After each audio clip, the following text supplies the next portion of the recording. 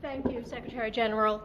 In your view, is the country-specific visa bans that the Trump administration has ordered a violation of the United States' international obligations?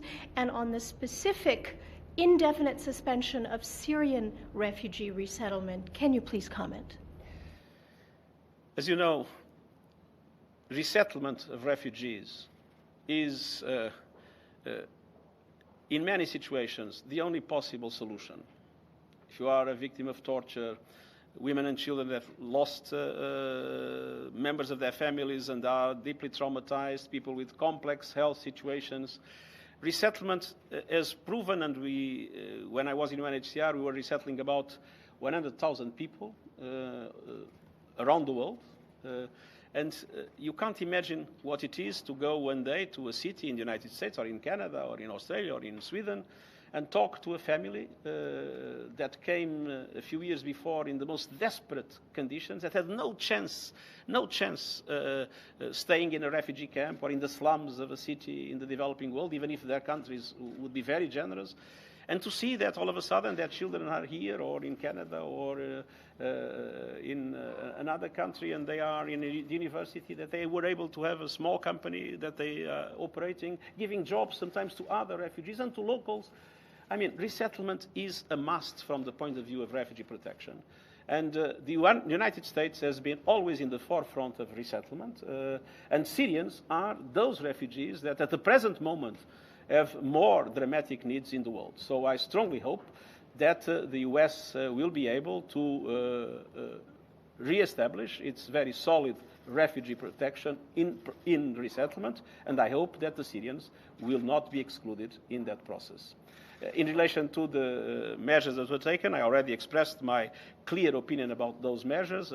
I think that those measures indeed violate our basic principles, and I think that they are not effective if the objective is to really avoid terrorists to enter the United States.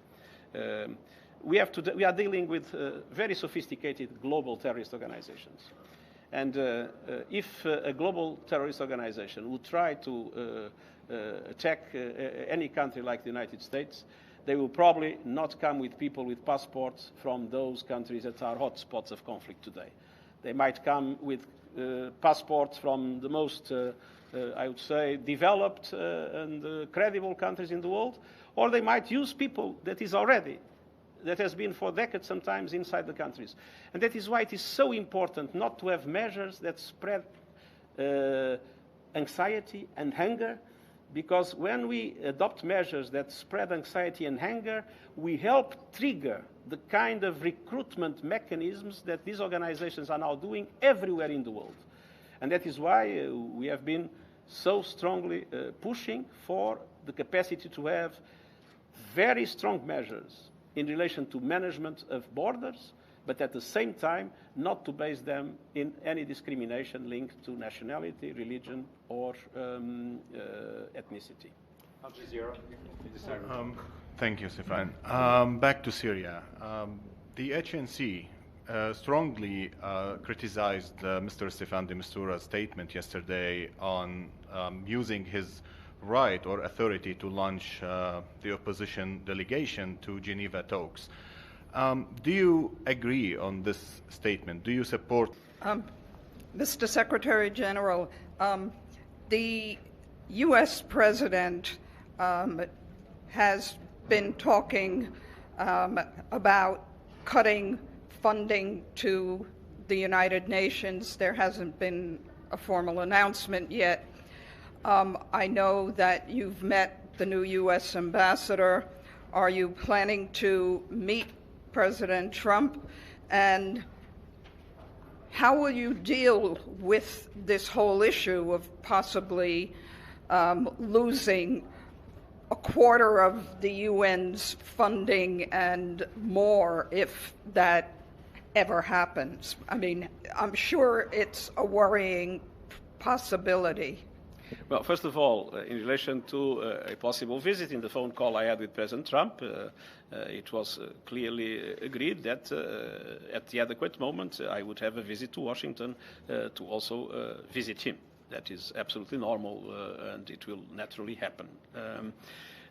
We had a very constructive discussion with the American ambassador on the cooperation between the US and the UN.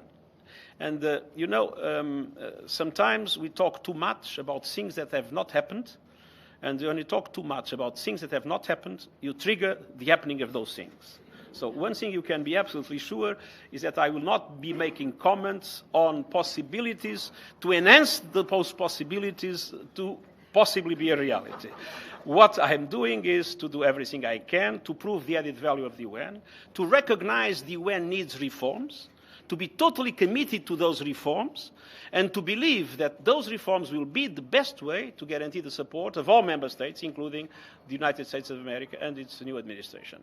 And is there any time frame of your planned meeting with President Trump? Is it going to be the next few weeks? No, that is, at the moment, not yet has been decided on that. New York Times, the meeting?